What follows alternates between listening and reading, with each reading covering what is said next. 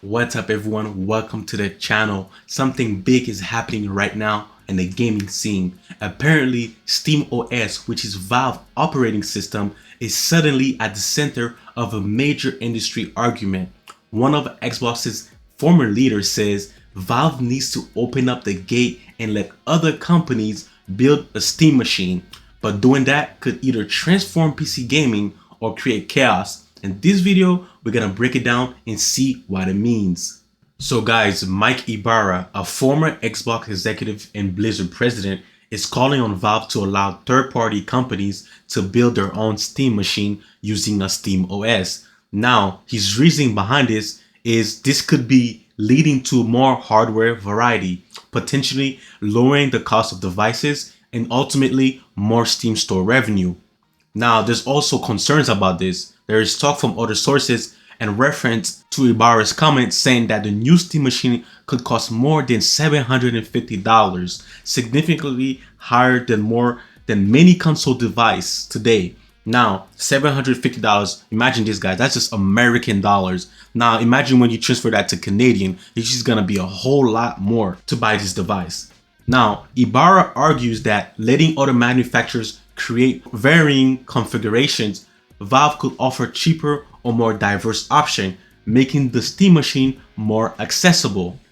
But guys, when we look at third parties that already do use SteamOS, to some extent there is Legion Go S that runs it. But there are also some challenges to his request because not all games support SteamOS, because when we look at certain games that have anti-cheat like Destiny 2, Rainbow Six Siege, PUBG Battleground, Hunt Showdown, Escape from Tarkov, these games don't support Steam operating system because of anti-cheat and compatibility.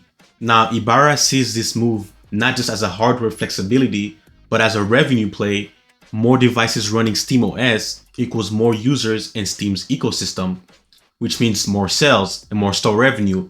He also suggests that Microsoft could benefit from this. Instead of building its own hardware, Microsoft could lean into SteamOS, freeing up resources to focus on software and games. Now guys, if other companies are allowed to build their own Steam version of a Steam machine using Steam operating system with varying specs, this can be both positive and negatives. If this becomes a reality, we can potentially get companies like Xbox making a Steam machine potentially for $500 or $600, which will significantly bring the cost down of what they're projecting the Steam machine to be at, which is around $750. On the other hand, we can also have other companies building like a beast Steam machine, which could potentially cost more than $750, upward than the $1,000 and more. So, which could potentially add option. Right now, we are in big economic uncertainty. Giving consumers option will be the best play. Now, there are also some cons to this. For example, if there are developers making games for different varieties of Steam machines with different specs, this can really dilute the experience. So for example, if they're making a game for a more of a cheaper version of the Steam machine and they have to do it for the most expensive version too, and this it's gonna kind of like split the ecosystem and everybody's gonna have a lot of different experiences and it's going to be timely for the developers. It's going to cost them a lot of money and resources that they may not have to make this possible. For example, the game that I'm currently playing right now, which is Where Winds Meet. It is a Chinese game made by Chinese developers. Now, the game is currently on PC, PS5, and then it's going to be on mobile pretty soon.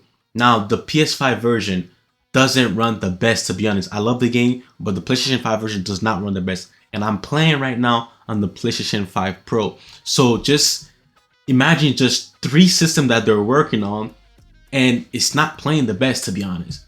So imagine when you have a lot of different versions of the Steam machine, it's gonna get hectic and crazy. This could be very good for Valve in the long run. Essentially, they'll be licensing their operating system to any company who wants to use a SteamOS to build their own version of a Steam machine.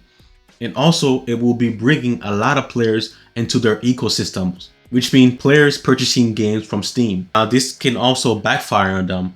With many other companies potentially building a Steam machine, it can dilute the experience and kind of give them a bad name. Now, I don't foresee Nintendo or Sony taking this approach because they already have pretty successful system. But when it comes to Microsoft, they will definitely most likely take that approach. I mean, they already made a handheld like some sort of a collaboration with Asus. So the ROG Ally X, they could definitely most likely take that option because they're already becoming one of the biggest publisher out there in the world right now, especially ever since they own Activision Blizzard. Now, they could definitely make their own version of a Steam machine, potentially a more affordable version. At the end of the day, Valve opening up SteamOS can change gaming in amazing ways, or it can overwhelm the developers. But that's just my opinion. What do you guys think? Leave your comment down below, and I'll see y'all in the next one. Peace.